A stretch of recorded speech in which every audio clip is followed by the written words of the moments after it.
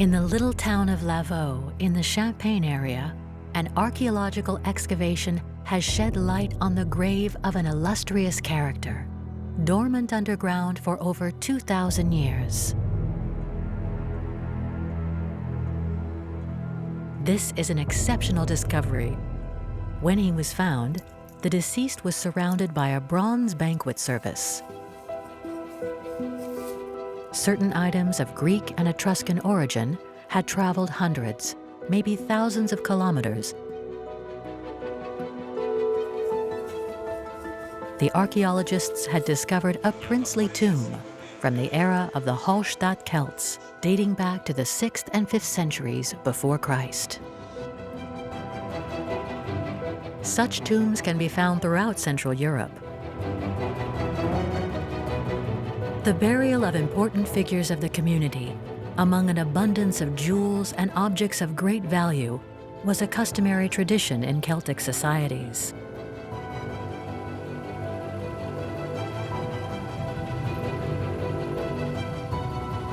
What of this society that buried its dead with such splendor?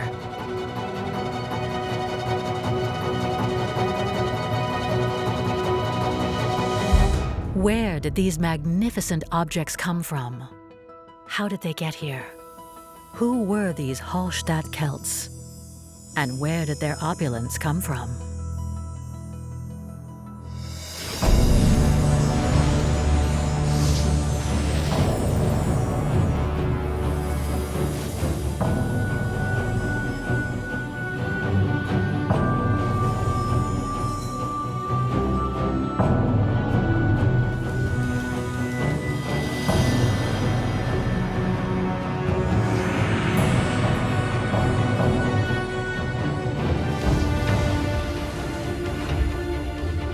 The Celts were first mentioned in writing by the Greeks.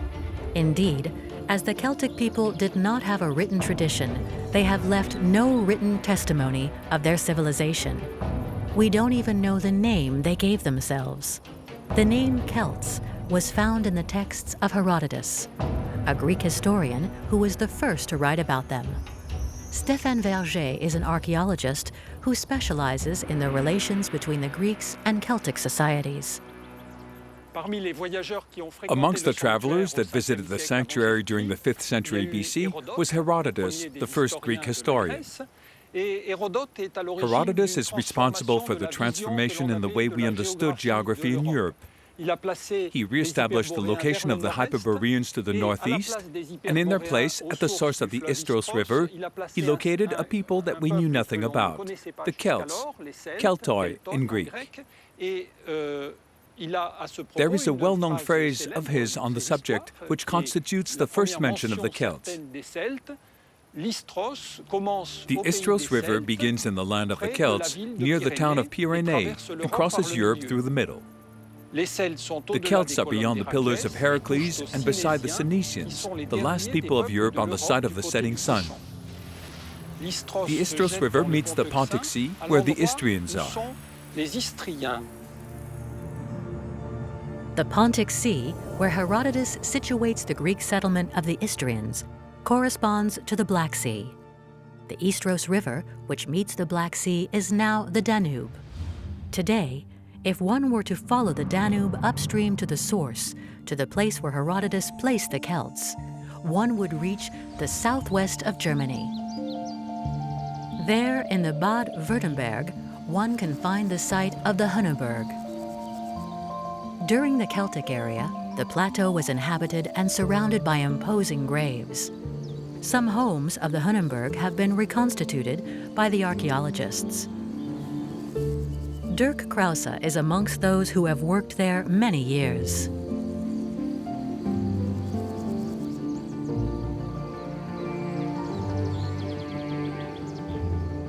Here below we can see the Danube.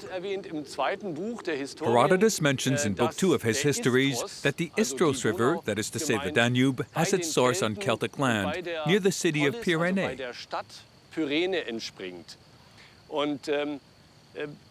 This is the first mention ever made of a place or a city outside the Mediterranean sphere. Everything seems to indicate that the Heuneberg is Pyrenees. In Lavau, the digs continue. The deceased was a contemporary of Herodotus's description. He was found in the center of a necropolis that was used for thousands of years. However, none of these graves equal the sumptuousness of the princely tomb. They were buried beneath an immense funerary monument measuring almost a hectare. Bastien Dubuis is in charge of the excavation. At his side is Émilie Millet, a specialist in metal objects, whose job is to unearth a large bronze cauldron.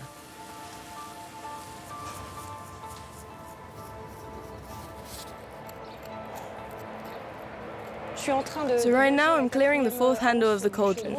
You can see the sommital part of the handle with Achelous' head, the Greek god of rivers, with his horns, his moustaches, and his beard. Each of these segments is decorated with animal faces, felines, cheetahs, and leopards. The few fragments that have already been revealed testify to the exceptional nature of the object. The figures of the Achelous god point to the distant origins of the cauldron, which was probably made in Etruria or Magna Graecia.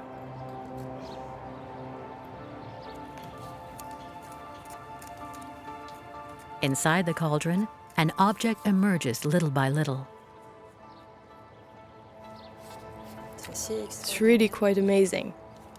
Pieces like this, heightened with gold, it's really very rare.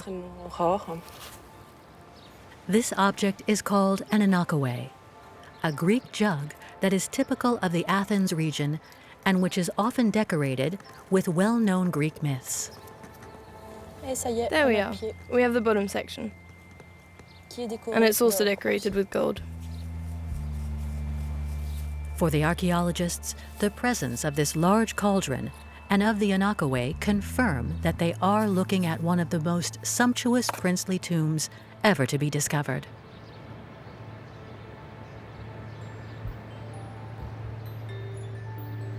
This grave does indeed date back to the time of the Hallstatt Celts. The Hallstatt territory extends to the Alps at the south, over part of today's France in the west, up to the Seine and the Loire rivers. Finally, in the east, it reaches the Danube. The Lavau grave is representative of what is often called the princely phenomena. The Hochdorf grave in Germany already met the qualifications for princely tombs: the presence of a cart, of imported pottery from Greece and Italy, and golden finery, mostly made by the Celts themselves. Then the Vix grave was unearthed, with its large Greek crater and a golden torque, an incredible piece of jewelry.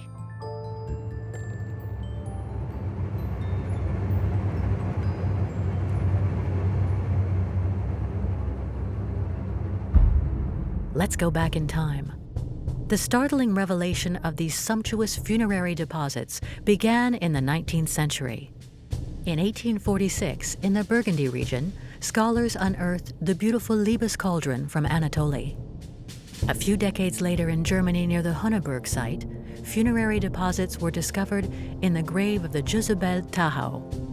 They clearly testify to a very prosperous culture. German scholars then suggested the idea of a princely civilization. Then in 1953, in the French region of Burgundy, the Vix grave was discovered. It contained, among other things, a large vase, 1.65 meters high and 1.20 meters wide. It is the largest Greek vase known to mankind. During almost 2 centuries of archaeological research, the princely phenomenon has manifested itself in hundreds of graves. However, it is the Vix grave, the Hochdorf grave, and now the Lavau grave that are considered the most remarkable.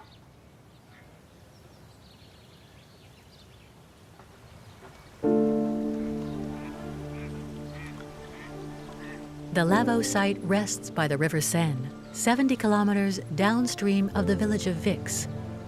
It is in this village that the grave of the Lady of Vix was discovered. Archaeologist Bruno Schaume has been searching this plateau for over 20 years. 2,500 years ago, inhabitants covered the Lavau hill, and the Lady of Vix was buried in the valley below.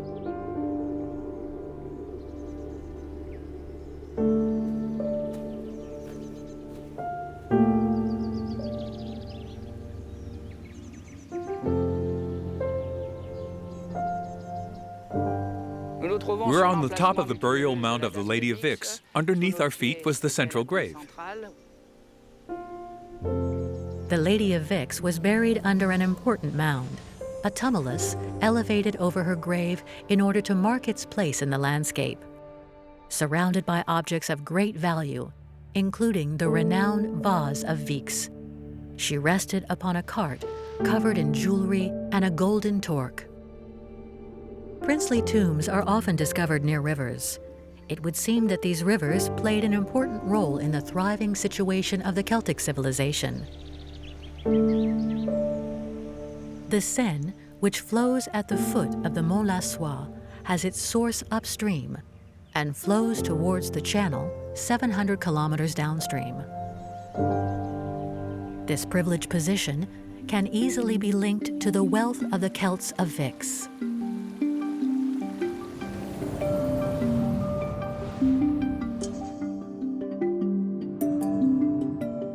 Much like the Vix site, the Hunneberg site in Germany is perched atop a plateau that overlooks a river, the Danube. What part did the river play in the development of the Celtic city?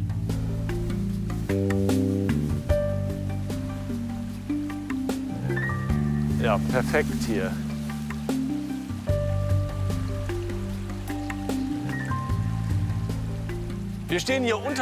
We are at the foot of the Heuneberg. Here, the Danube has already run about 80 kilometers. It takes its source in the west in the Black Forest and continues over 2,500 kilometers towards the southeast to join the Black Sea, where at the time there were Greek colonies.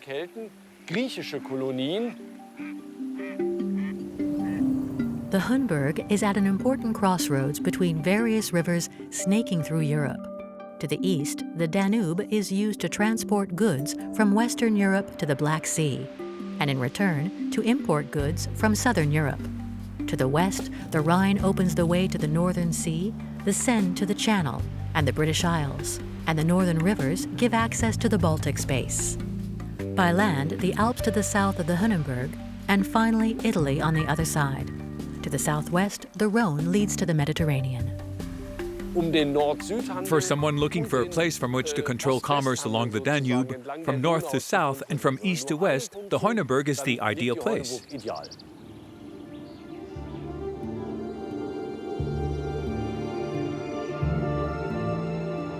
The top of the plain was full of inhabitants, textiles, and metallurgy workshops, and surrounded by prosperous farms.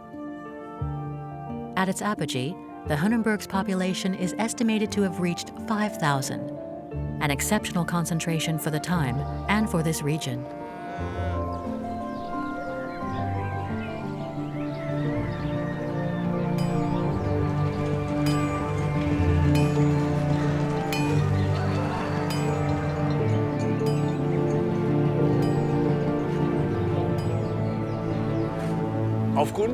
Due to the geographical location and the economic situation of the Heuneberg, it was very important to control this place and to secure it. The fortifications around the Heuneberg were built for this reason.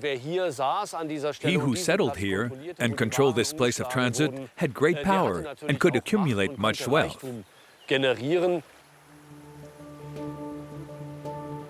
The development of princely sites, such as the Hunneberg or Mont Lavau, is directly linked to their strategic locations. Via the rivers, all sorts of materials would come through as they traveled across Europe.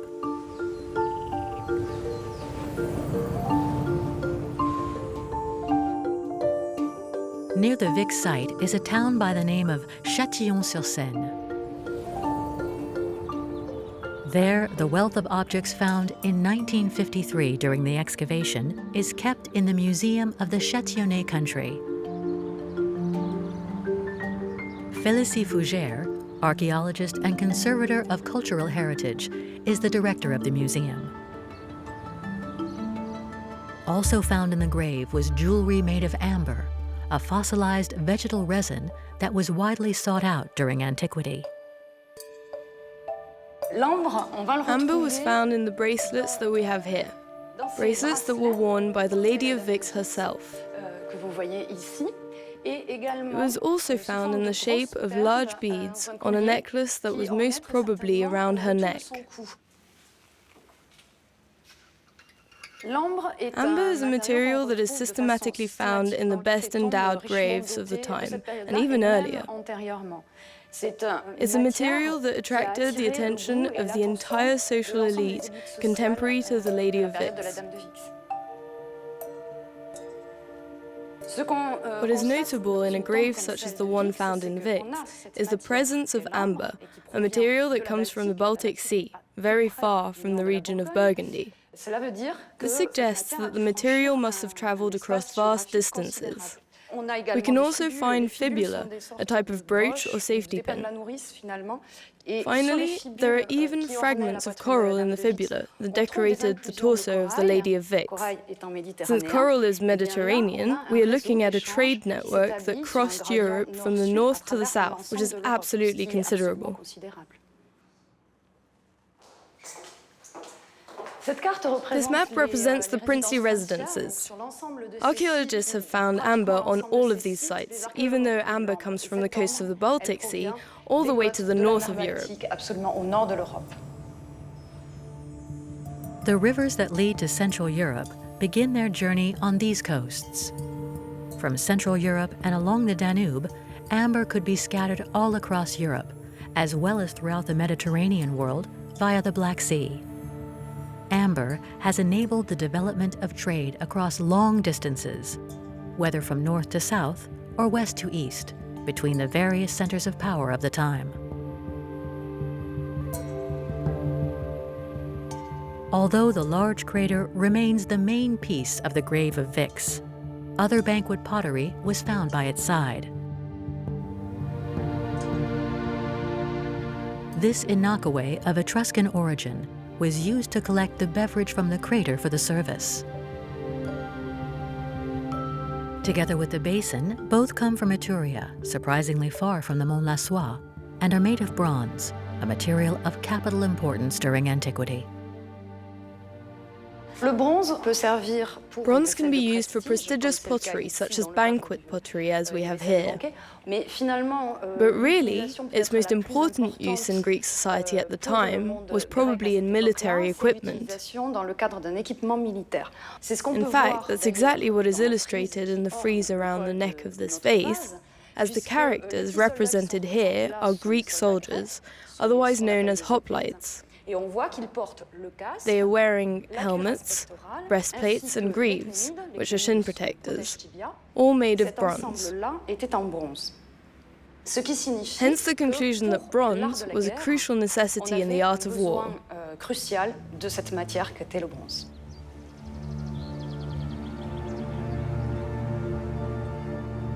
The funerary bronze objects of Mediterranean origin traveled throughout Europe during the Hallstatt period, brought over by merchants in exchange for goods and services.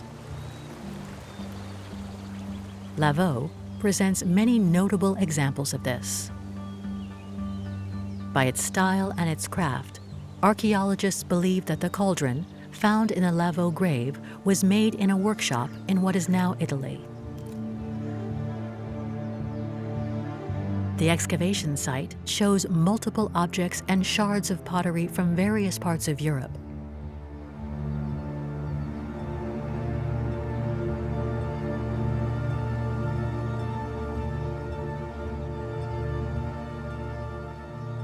The presence of imported ceramics, particularly Etruscan pottery, is a phenomenon that spread in the 5th century, at a time when the number of pieces imported and buried in princely tombs quadruples.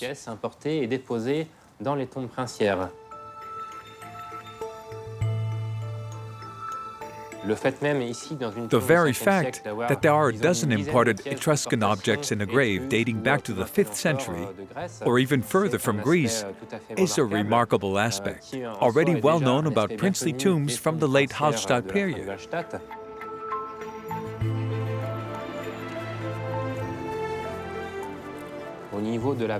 Concerning the metalware, there is true originality due to the presence of multiple pieces of silverware, which is a very remarkable and rare characteristic.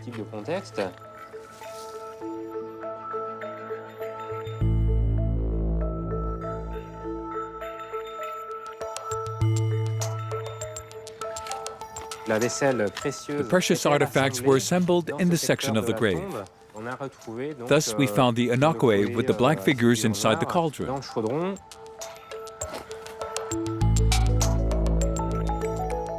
Certain objects undertook a long journey before being buried in the grave with the deceased. The anaque contains black figures that come from the Athens region. The cauldron with the Achelous heads, the origin of which are not yet known, was either made in Magna Graecia or in Etruria. This small jug and bucket, called cistus, has Etruscan origins. Amber, found around the neck of the deceased, comes from the Baltic Sea. The coral that decorates the pins holding the clothes together comes from the Mediterranean. For approximately 2 centuries, luxury items, including some pieces of artwork, traveled hundreds, maybe thousands of kilometers in order to end up in the hands of the Hallstatt elites. What value did the elites give to such objects? We know that they did not participate in a monetary economy. The Hallstatt Celts never made use of money. So, what type of exchanges were they involved in?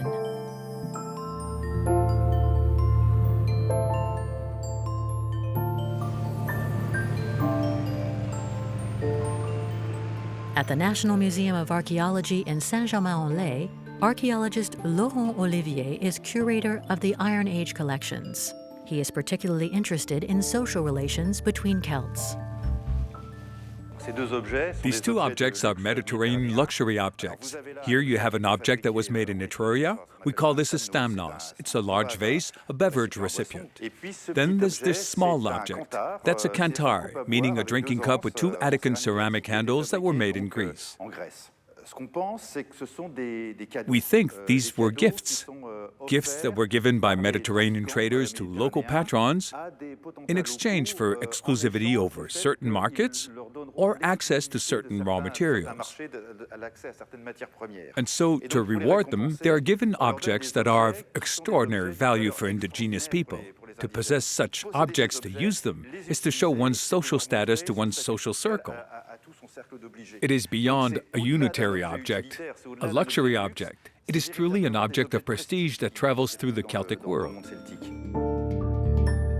The stamos and scales come from the princely tomb of Courcelles in the Haute-Marne region. These are imported pieces. Inside the tomb, there are also objects of prestige that are made locally, such as these magnificent objects of gold, found in the tomb of Colombes-sur-Seine. Circulating in the Celtic world, these objects are also given the function of prestige goods and are attesting to the social status of those in their possession.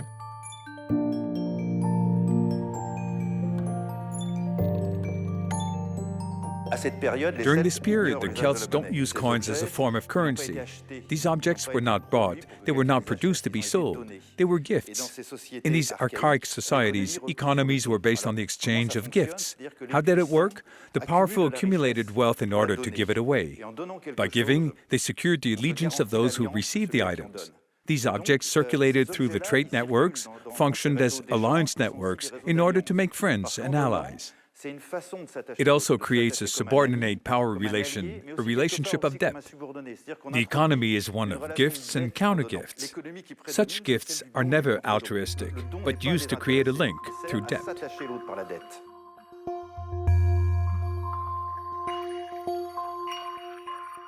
These magnificent objects, the beauty of which has survived for centuries, had an important role in establishing power relations between Celtic tribes. They also embody a fondness for garish objects that confirm to all the importance of their position within the community.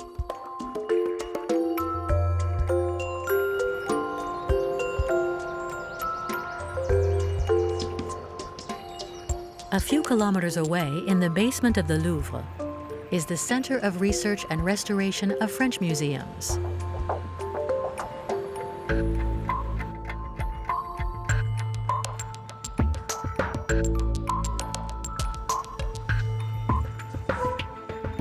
The particularity of the Lavau Enigma are the gold and silver decorations with which it was decorated.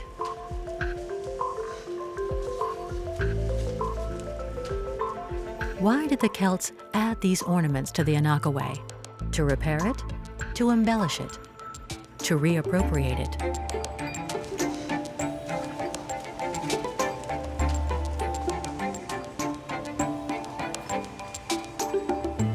The improvement and enhancement of imported objects are traits that reoccur frequently in the wealthiest graves.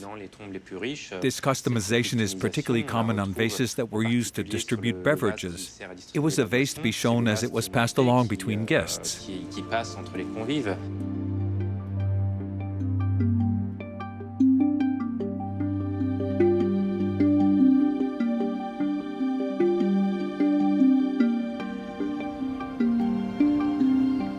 In Germany, in the Museum of the Land of Württemberg in Stuttgart, other Mediterranean objects can be found, also embellished by the Celts.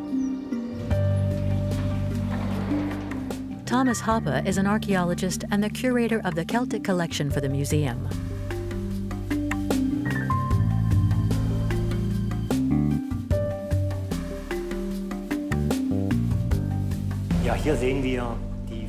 Here we have objects that were found at Klein Aspergel, where there's a large tumulus near Ogenhasberg, an ancient center of power from the early Celtic era.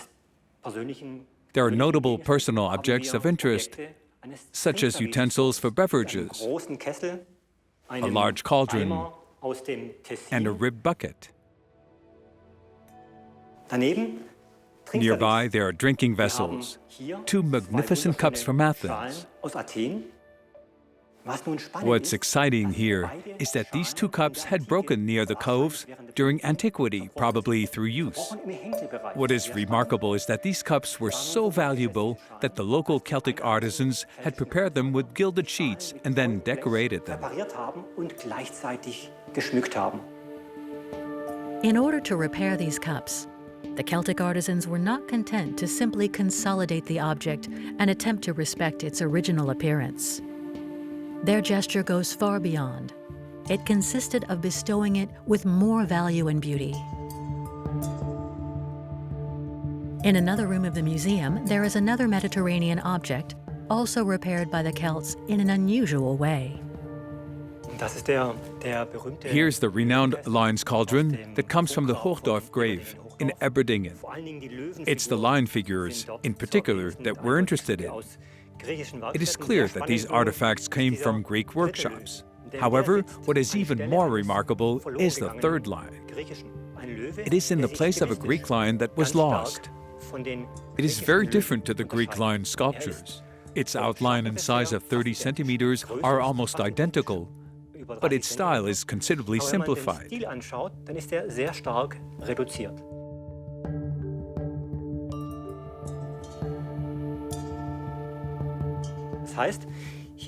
This means the Celtic artisans have chosen to reproduce it in their own style. To them, it would have been just as easy to create an exact copy of the original, but they choose to simplify this shape.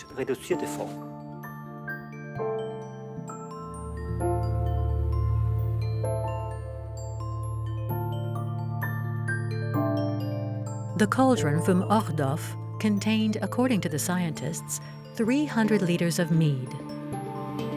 As for the immense Vix cauldron, the biggest in the Celtic world, it could contain up to 1,100 liters of liquid. Most scientists agree that it probably contained wine.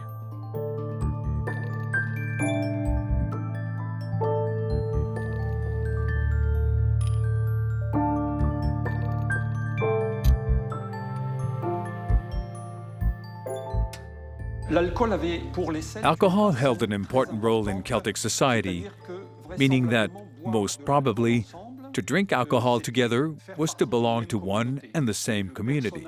The person that organized the banquet was also the one who distributed the alcohol and the one who held the power to distribute this alcohol.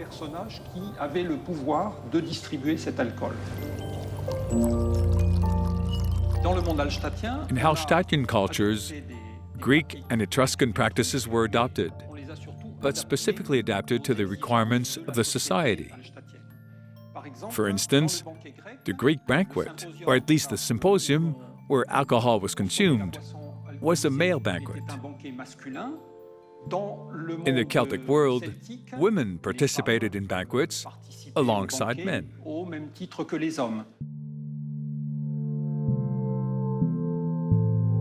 Thus, women were associated with the banquet and probably shared in the power.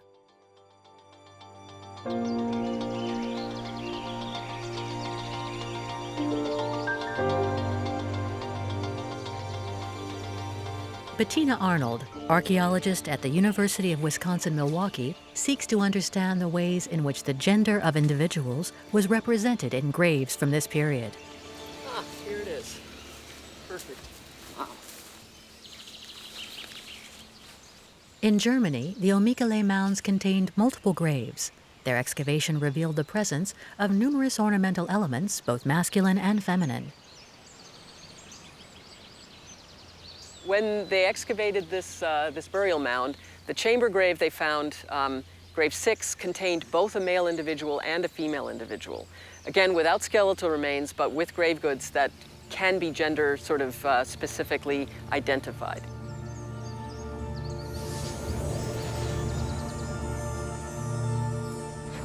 Male burials are identified mainly on the basis of either weapons or razors.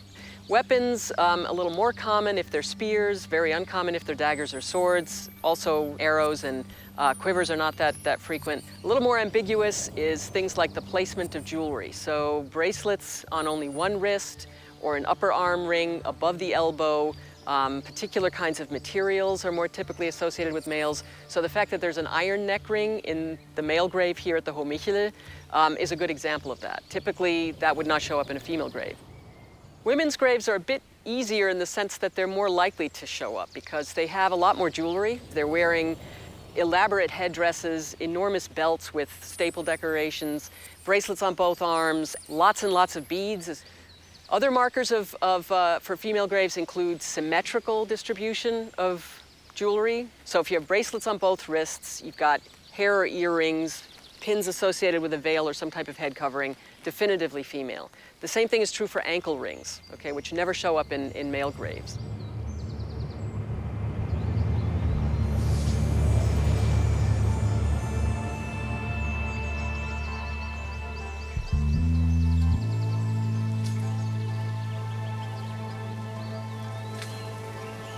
Traces of Celtic graves still mark the Cantal landscapes. Archaeologist Pierre-Yves Milson has excavated a certain number of these graves.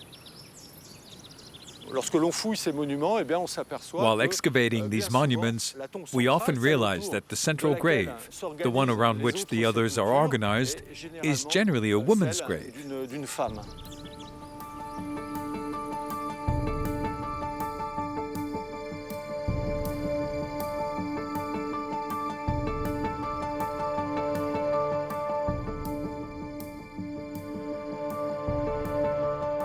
The female princely tombs contain furnishings that in many ways are very similar to the male princely tombs.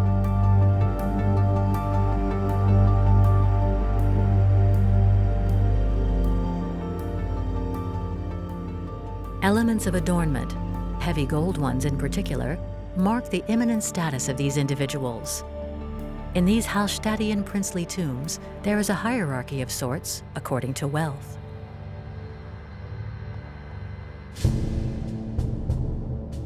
But amongst the richest tombs, there is only one that sticks out, the grave of the Lady of Vix.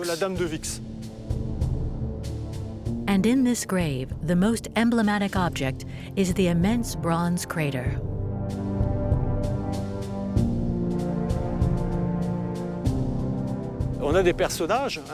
There are characters that go all the way around the crater. Then we can see that they prepare to go to war. To a health station observer, it was reasonable to think that these figurations could be interpreted as the mark of a relationship of submission between the troops that went to war and the female statue that is clearly placed higher and seemed to dominate the departure to war.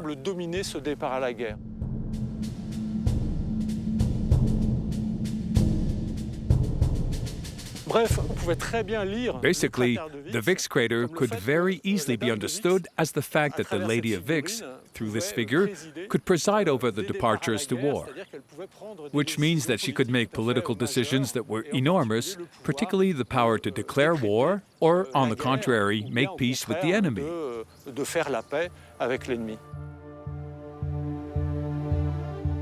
In many ways, instead of speaking of the Lady of Vix, we could say the Queen of Vix. The Lady of Vix, or the Queen of Vix. Although history hasn't recorded the name of this illustrious woman, her grave testifies to the power that she enjoyed within her community of Mont-la-Soie. But how vast was this community? How far did it extend over Mont-la-Soie and the Seine? The height of the plateau has been the subject of long excavations. They revealed numerous traces of buildings. A large community must have lived here.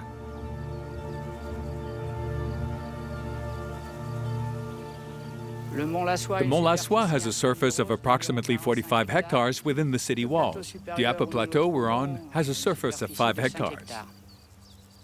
The most remarkable building on the plateau is within the greatest enclosure.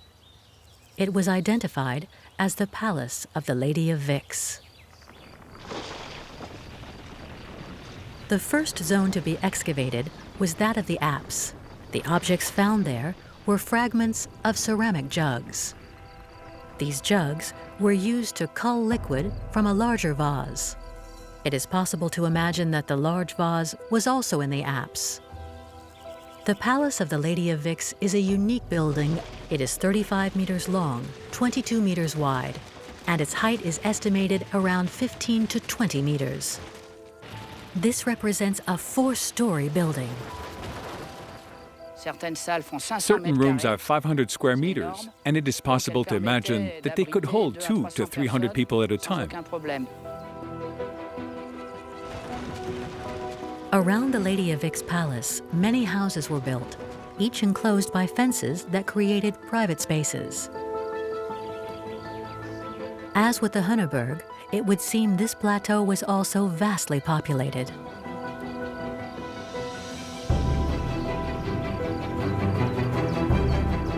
The Vix dwellings were strategically placed up high and surrounded by a complex system of fortified walls. Thomas Pertelweiser and his team at the University of Vienna are attempting to visualize the entire system that protected the heights of the plateau.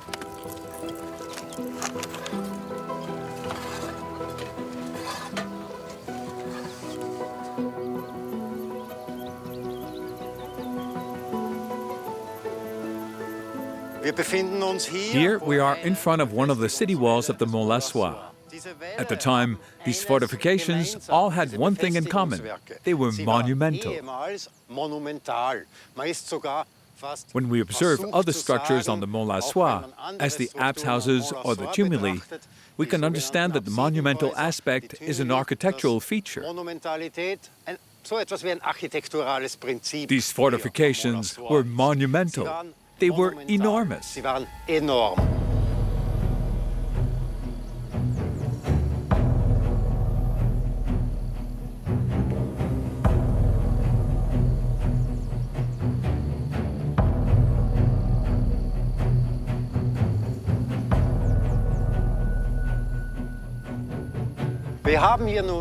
What we have here is a system of fortification composed of a double line of defense that as a whole measures several kilometers long. These walls surround the Mont-la-Soie and represent an enormous fortress facing the Seine. bietet.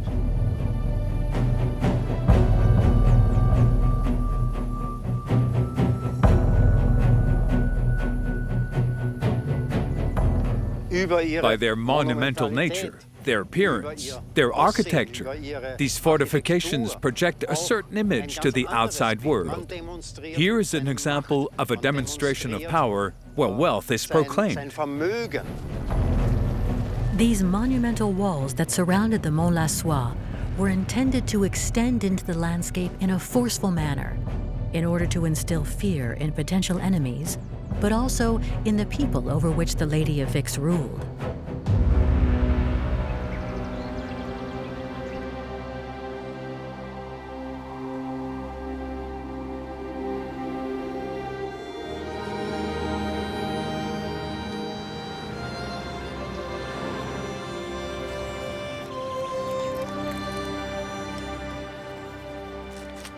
In Lavau, the excavation is nearing its end. In order to determine the gender of the deceased, it was necessary to make the distinction between decorum, objects, and jewelry, some of which suggest it was a woman. On the other hand, preliminary observations of the skeleton itself suggest it was a man. The archaeologists and Lavau made their decision. It was in fact a man.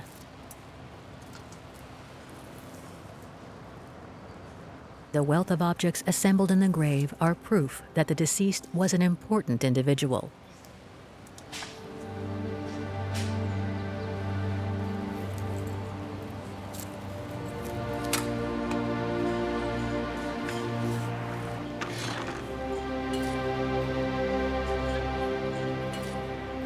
Such a setup could only be an indication of great power and great wealth.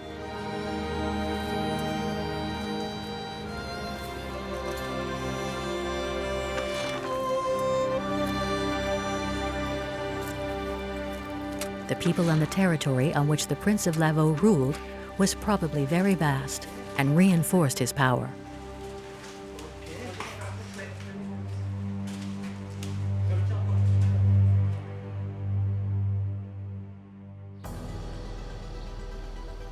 In the Hunneberg, the plateau on which the main dwellings lay dominates the landscape majestically. How far did the territories on which he exercised power extend?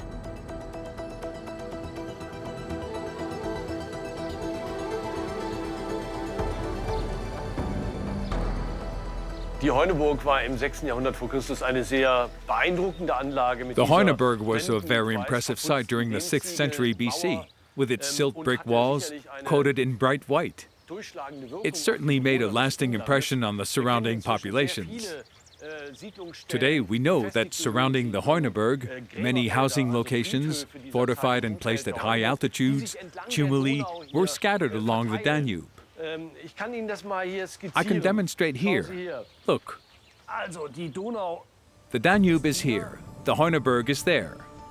All around, there is a great quantity of other excavation sites, graves, and villages. The site known as Alteberg is on top of a plateau in the middle of a forest, 8 kilometers northwest of the Hunneberg.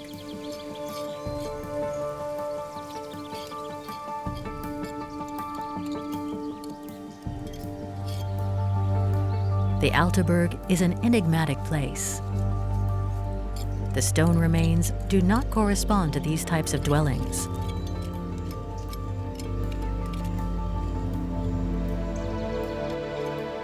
The function of this structure, unique in the Celtic world, has given birth to a singular hypothesis.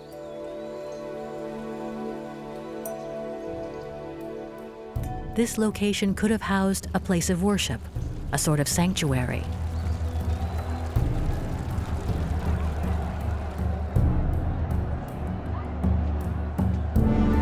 On a clear day, the plateau of Alteberg was visible from the Hunneberg.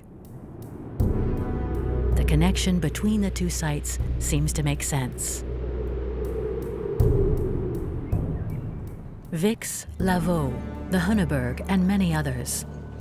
princely sites were not confined to their main habitat. Instead, they extended far beyond.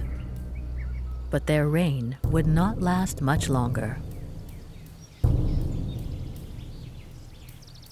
Also die Heuneburg ist abgebrannt. The Heuneburg was Und burnt vielleicht down. ist es kein Zufall, And perhaps gerade it's not a 530 coincidence if in 530 BC, the Hohenasperg, the main princely site in the north, had its golden age. offensichtlich gelangt. Teile der Forschung haben das interpretiert als Certain ein researchers have interpreted this as the concurrence between two princely centers that ended in the Hohenasperg attacking the Heuneburg, erfolgt sei und which soon sozusagen, yielded.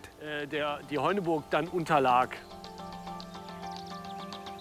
The Heuneburg rose from its ashes for a brief time.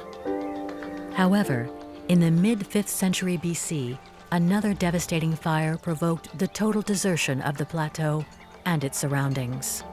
What's extraordinary is that simultaneously, the other princely sites undergo an analogous destiny. This sudden decline marks the end of the Celtic Principality phenomenon.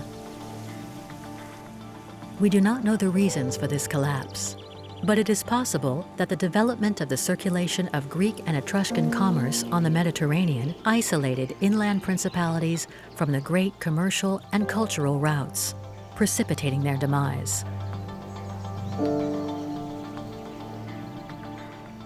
The disappearance of these great houses at the end of the early Iron Age corresponds to the subsiding of social hierarchies and rupture of a system that was relatively pyramidal, relatively vertical.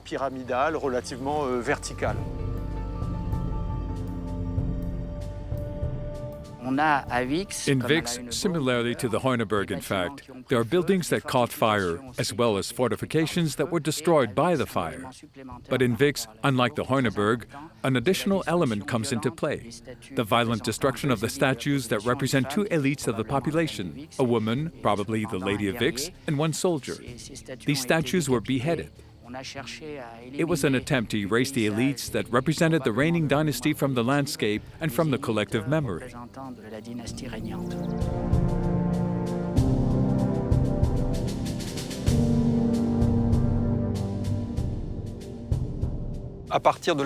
the second half of the 6th century, new centers emerge in the Western Mediterranean that develop and establish new trade networks that aren't necessarily compatible with those of the 6th century, those that enabled luxury goods to travel to Central Europe. That is to say, there are no more Greek imports, no more Etruscan imports, and in a sense, we have a society that turns its back on a system that used to be very open towards the Mediterranean. So I think that the end of Mediterranean imports is also indicative of the change in social values. This is a society that is isolating itself.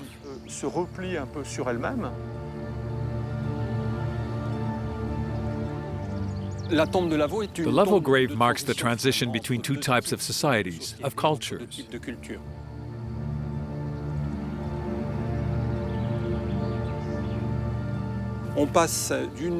Here we see a transition from a society in which prestige is celebrated with ceremonies and banquets to one that gives importance to the military aspects of aristocratic life and to war in general.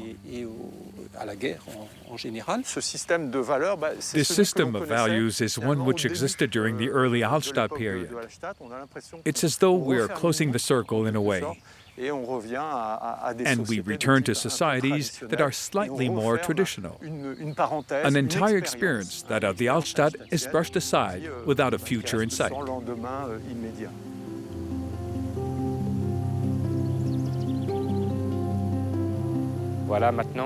Now the Prince of Lavau is part of our culture, of our history, with equal standing to the Lady of Vix, and we could even wonder if they ever met. 25,000 years ago, in the small village of Lavau, a powerful individual was sumptuously buried by his people. Deposed on a cart, accompanied by Banquet pottery and a cauldron full of alcohol, all objects of considerable value, chosen with care, lavishly dressed and decorated with finely crafted golden jewels. He was laid majestically among the possessions that would follow him into the next life. The Hallstatt Celts created great and prosperous cities, traded with all the peoples of Europe as well as the Greeks and the Etruscans. They crafted sumptuous objects in gold and gave women an important place in society. They built a flourishing civilization, the ruins of which, on occasion, are unearthed for our boundless admiration. They left behind an image of a powerful people, precursors of our own cities. The real reasons for their demise will remain a mystery forever.